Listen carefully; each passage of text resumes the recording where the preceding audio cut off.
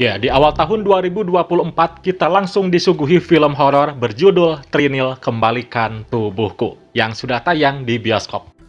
Film Trinil merupakan comeback-nya sang sutradara terkenal Mas Hanung Bramantyo di bidang film horor setelah 17 tahun berlalu.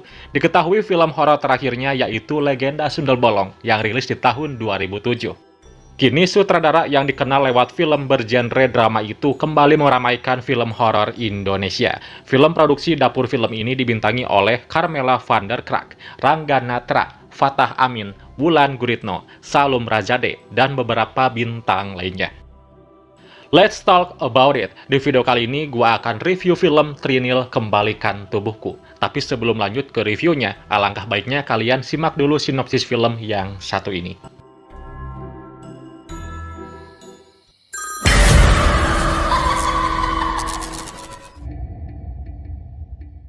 Ya, film Trinil mengisahkan pasutri yaitu Rara dan Sutan yang siap memulai hidup baru setelah berbulan madu. Rara dapat warisan sebuah rumah dan perkebunan teh luas di Jawa Tengah. Kebun itu milik mendiang ayah Rara, seorang lelaki Belanda yang sangat mencintai Indonesia. Sementara itu, Sutan, suami Rara, kembali bekerja sebagai perawat di rumah sakit. Nah, suatu malam Rara merasakan ketindihan saat tidur. Menyadari ada yang tidak beres, Sutan langsung meminta bantuan teman sekolahnya bernama Yusop, yang sekarang dikenal sebagai orang yang biasa menangani beragam kasus mistis. Kita juga perlu bercakap, Rara. Tidak perlu bercakap-cakap, cukup usir dia. Diamkan 1 hari. Jika besok tetap bersih, semuanya aman. Awalnya Rara menolak ide Sutan yang mengaitkan kejadian ini dengan hal mistis, namun teror semakin mencekam. Puncaknya hantu kepala tanpa badan muncul dengan sebuah permintaan yang mengatakan Trinil balekno gembungku atau kembalikan tubuhku. Sebab yang kedua, mereka mahu kepala mereka dikembalikan.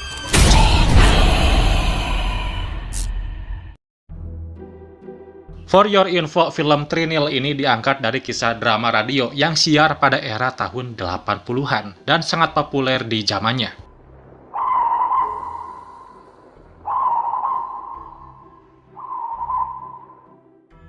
Film ini juga bisa dikatakan definisi kisah cinta segitiga antara ibu, anak, dan seorang laki-laki, di mana seorang ibu yang tega merebut pacar dari sang anak. Hal ini pantas disematin pada Rahayu, hantu kepala di film ini. Agak speechless ya, di sini Wulan Guritno berperan sebagai hantu kuyang, juga seorang ibu yang kejam, bukan lagi jadi karakter cewek seksi.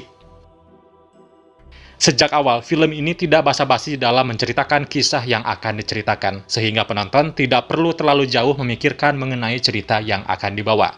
Karena sejak awal, sosok hantu Rahayu ini sudah ditampakkan dengan jelas. Menurut gua, film ini tidak bertele-tele dalam menceritakan kisahnya. Walaupun ini film horor, tapi nuansa dramanya kental banget. Tapi tidak menghilangkan identitasnya sebagai film horor.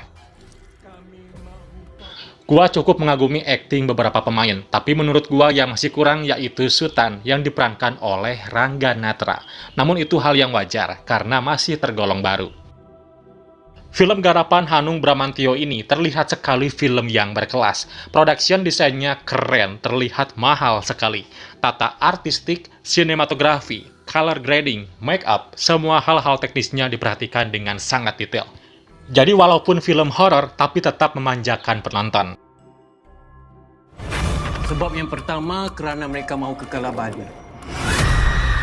Nah, yang bikin gua menarik di sini adalah konflik keluarga antara ibu dan anak yang intens banget. Wah, Wulan Guritno beneran sukses, yang digambarkan sebagai seorang wanita keji yang sangat serakah hingga rela menghabisi suaminya sendiri. Sangat terlihat jelas dan berbeda dengan karakter-karakter yang pernah ia mainkan di film-film lainnya. Emang, jam terbang itu gak bisa dibohongin, aktingnya keren banget. Balik lagi ke rumah ini, Ran. Yang kusuka di sini adalah CGI si hantu kuyangnya, rapi banget. Awalnya gua cukup ragu nih ya, karena biasanya munculin hantu tanpa kepala itu susah, dan banyak yang gagal. Tapi tidak di film ini, CGI si hantu kepalanya keren banget, dan tidak kelihatan murahan. Bisa kutebak, pastinya budget yang dipakai di film ini fantastis.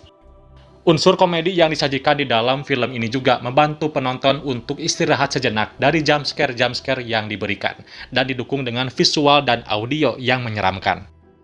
Terus film ini juga mengandung plot twist yang gua gak expect sama sekali. Emang dari awal kok ada yang janggal? Tapi ternyata ada hubungan dari si protagonis dengan si hantu kuyang ini.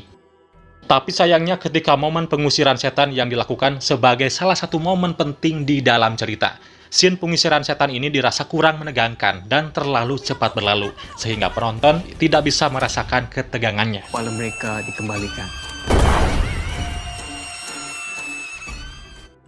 Ya, secara keseluruhan film ini belum bisa dikatakan sempurna. Kekurangannya yang barusan gua jelaskan dan dari akting pemain yang masih terhitung baru. Tapi kalau dari para seniornya sih, jangan ditanyakan lagi. Pasti top.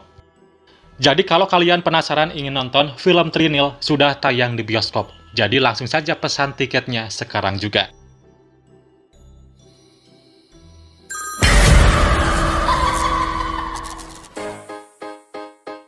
Ya, itulah review film Trinil Kembalikan Tubuhku. Ada yang sudah nonton, ingin tahu tanggapan dari kalian? Silahkan komen di bawah.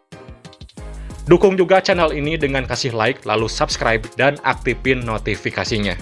Oke Universe, thanks for watching and see you next video. Bye-bye. Saya sudah melihat hal aneh semenjak kita balik lagi ke rumah ini, Rat. Sebab yang kedua, mereka mahu kepala mereka dikembalikan.